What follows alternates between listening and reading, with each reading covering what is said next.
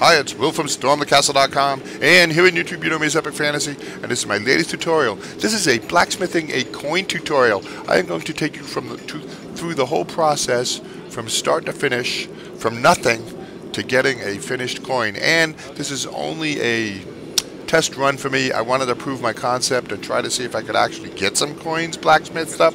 I'm going to be redoing this, making some changes and improvements and getting better coins. And if you support me on Patreon, you know my patrons are each going to get a coin when it's done. But that's what we got so far. So we're going to go through that whole process, and I'll show you what I did and how I did it from scratch.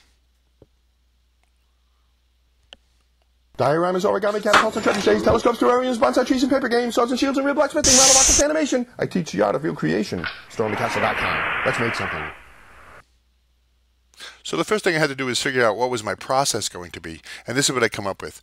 2 dies of mild steel that I engrave the coin in, put them in a collar, and inside there I'll put the hot coin blank and then hit it with a hammer like you saw in the introduction, and that will impress on the coin the shape. So let's take a look at some things. Here's the 2 dies. A sword on one and a castle on the other. And here's the coin. See, now what happens is we heat up the blank coin, put it between the 2 dies. It's red hot now, and then hit that die with a heavy hammer, and it impresses itself onto the coin, and we end up with our coin. And this tube here is just to hold everything in place correctly so I can hit it.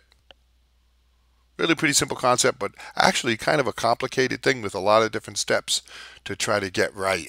But hey, I learned a lot. It's been a lot of fun, this project. And like I said, I'm going to be redoing all of this and getting better coins. So how did I start out with? I started out with some drawings. What do I want my coin to look like? What's the size of it?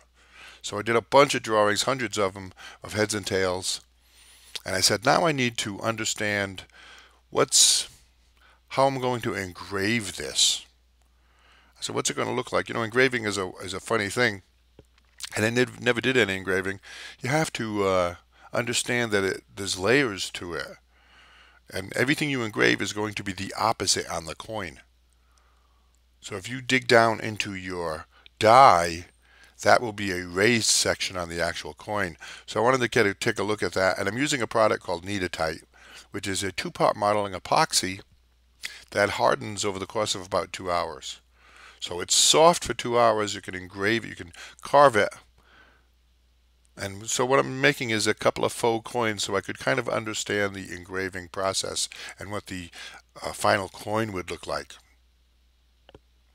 And I have tutorials on using Kneadatite and Procreate and these 2-part epoxies like this to sculpt miniatures. It's really good for sculpting miniatures. But I wanted to show you something about negatives and positives, which is very important. See, this is a negative. So what happens is when we embed that in the coin, and this is a positive, when we embed those in the coin is going to be the opposite. So anything that comes up on the die here will be down in the actual coin. Do you see what I'm saying there? I hope I described that well. But there we go. There's a negative on the left. That will make a raised sword, and the one on the right will make an indented sword that will be in the coin. So I wanted to tinker around with that a little bit. I also wanted to see what kind of detail I could get.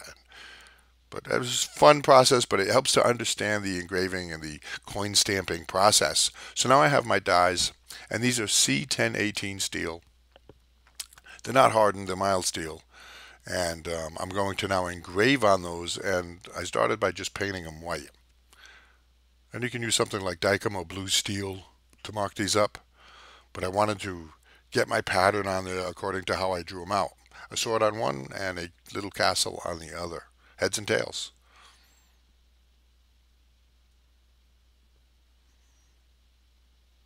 And then I went ahead and engraved them.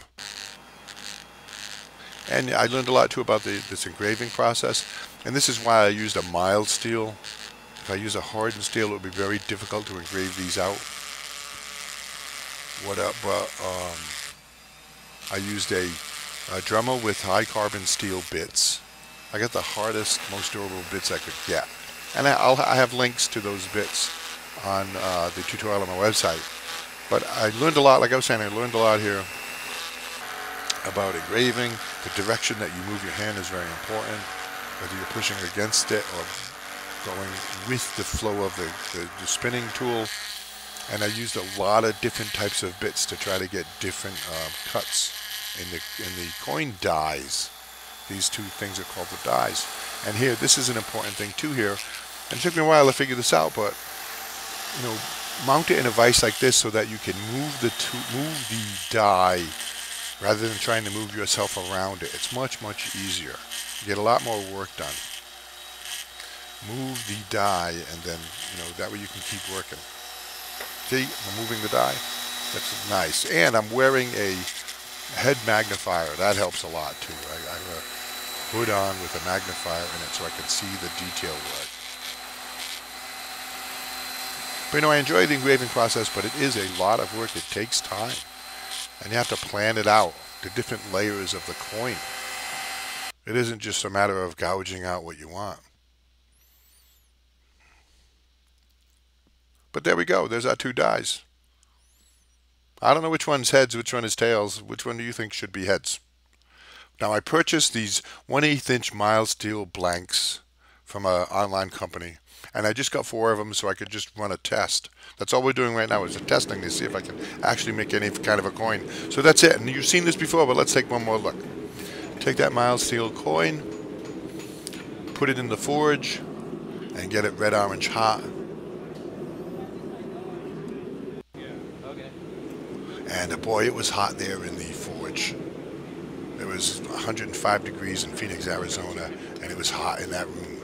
But then take that and put it in the tube with the other die is already on the bottom. And we put the second die on top and hit it, and that's it. Let it cool off and see what we got. We made some progress. We have a coin, and it's kind of okay. I'm happy with the results because I got some work done. I got something done. Not too bad. There's scale on it that needs to be removed, but that's that. I like it. So next I'm making some changes to the process. I'm going to making better coins, and but this first run is pretty good. Stay tuned, more videos coming, and I got a lot more stuff coming too. Remember, my patrons are going to get a coin. Hi, it's Wills. Thanks for watching this video. I hope you enjoyed it. If you are interested in blacksmithing, you never did it, you want to do some, you want to learn how to do it, I have an ebook that you might want to check out. You can download it today and start learning how to do blacksmithing. It is Blacksmithing for Beginners. It'll get you started in understanding the concepts of what to do. The link for that ebook is in the description of this video down below. Otherwise, lots more videos coming. I got a whole lot of stuff coming. Cardboard Castle, more blacksmithing. Of course, I'll be working further on the coins. And you might want to consider supporting me on Patreon or on PayPal. I have a whole bunch of different ways you can support me to keep my stuff flowing. I could use your help. This is how I make a living. And my patrons will be getting a coin when this project is done. So I already have a couple of dozen patrons, and I'm very grateful to them for that. And join the ranks of being a patron, and I will ship you a coin. Thanks. Oh, and hey, listen, I got big plans coming up. I got a lot of stuff coming up, a lot of things, including building a castle. You want to get involved in that? Want to follow that process? Wouldn't that be cool? Sign up and be a patron. Well, thank you.